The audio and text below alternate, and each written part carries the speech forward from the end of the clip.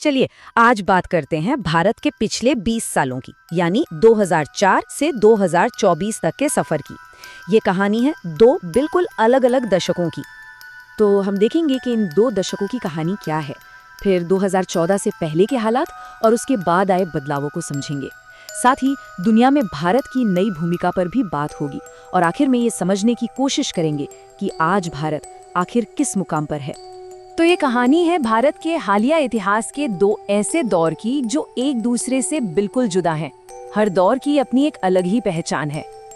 देखिए, एक तरफ है 2004 से 2014 का दशक, जिसे अक्सर पॉलिसी पैरालिसिस और आर्थिक चुनौतियों का दौर कहा जाता है, और दूसरी तरफ है 2014 से 2024 का दौर, जो डिजिटल क्रांति और दुनिया की सबसे तेजी से बढ़ती अर्थव्यवस्था बनने के दावों से पहचाना जाता है।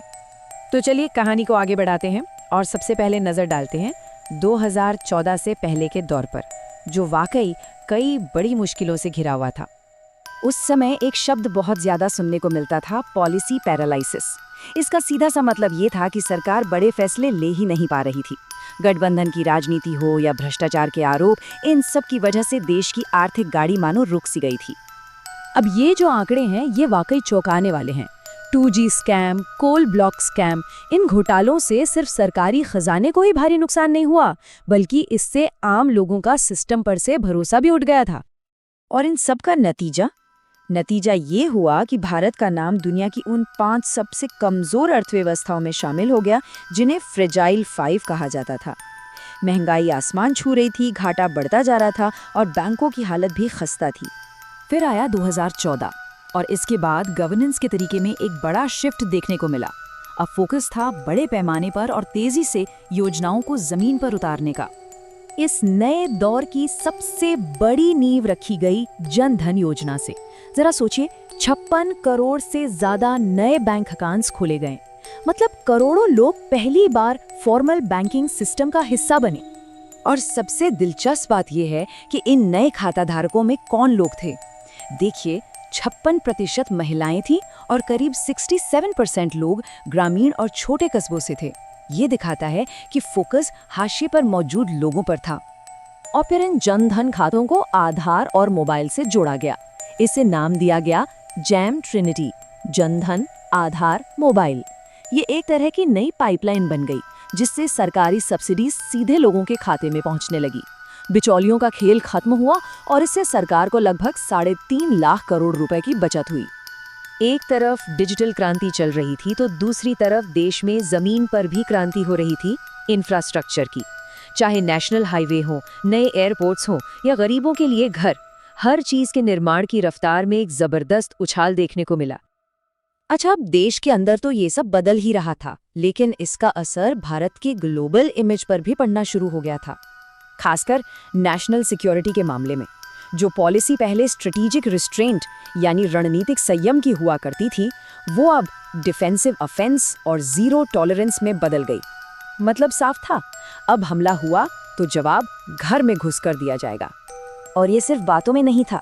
2016 की सर्जिकल स्ट्राइक हो या 2019 की बालाकोट एयर स्ट्राइक, इन एक्शंस ने एक न्यू नॉर्मल सेट कर दिया। भारत की जो एक सॉफ्ट स्टेट वाली इमेज थी वो टूट गई और डिप्लोमेसी के मैदान में भी भारत ने एक नई पहचान बनाई। अब भारत को ग्लोबल साउथ यानी विकासशील देशों की आवाज के तौर पर देखा जाने लगा, और इसका सबसे बड़ा उदाहरण था भारत की सफल G20 प्रेसिडेंसी। लेकिन हर कहानी के दो पहलू होते हैं। इस शानदार ग्रोथ की कहानी के साथ साथ एक और नैरेटिव भी है जो कुछ गंभीर सवाल खड़े करता है। सवाल ये कि क्या ये विकास सबका था? जैसे कि वर्ल्ड इनइक्वालिटी लैब की ये रिपोर्ट देखिए। ये बताती है कि देश की दौलत का एक बहुत बड़ा हिस्सा चंद लोगों के हाथों में सिमट गया है। देश के टॉप 1% लोगों के पास कुल दौलत का 40% हिस्सा है और टॉप 10% के पास देश की 58% आमदनी है। फिर आता है नौकरियों का सवाल, जो शायद सबसे बड़ी पहेली है।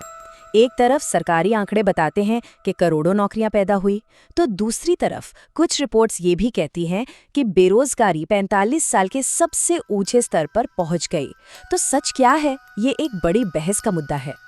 इसके अलावा कुछ और चिंताएं भी हैं, जैसे प्रेस फ्रीडम इंडेक्स हो या हंगर इंडेक्स, इन जैसी ग्लोबल रैंकिंग्स में भारत की पोजीशन नीचे आई है।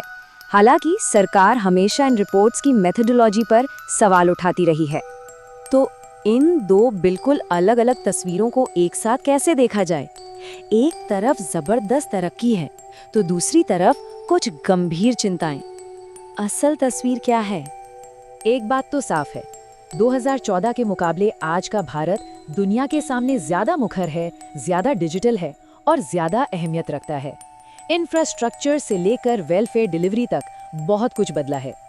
लेकिन ये कहानी तब तक पूरी नहीं होती जब तक हम उन बड़ी चुनौतियों को भी न देखें जो जस की तस बनी हुई हैं, जैसे कि बढ़ती असमानता और युवाओं के लिए अच्छी नौकरियों की कमी।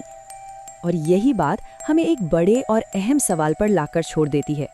जैसे जैसे दुनिया में भारत का कद बढ़ रहा है, क्या वो अपने देश के अंदर की इन गहरी खाइयों को पाट पाएगा ताकि तरक्की का फायदा हर किसी तक पहुंचे?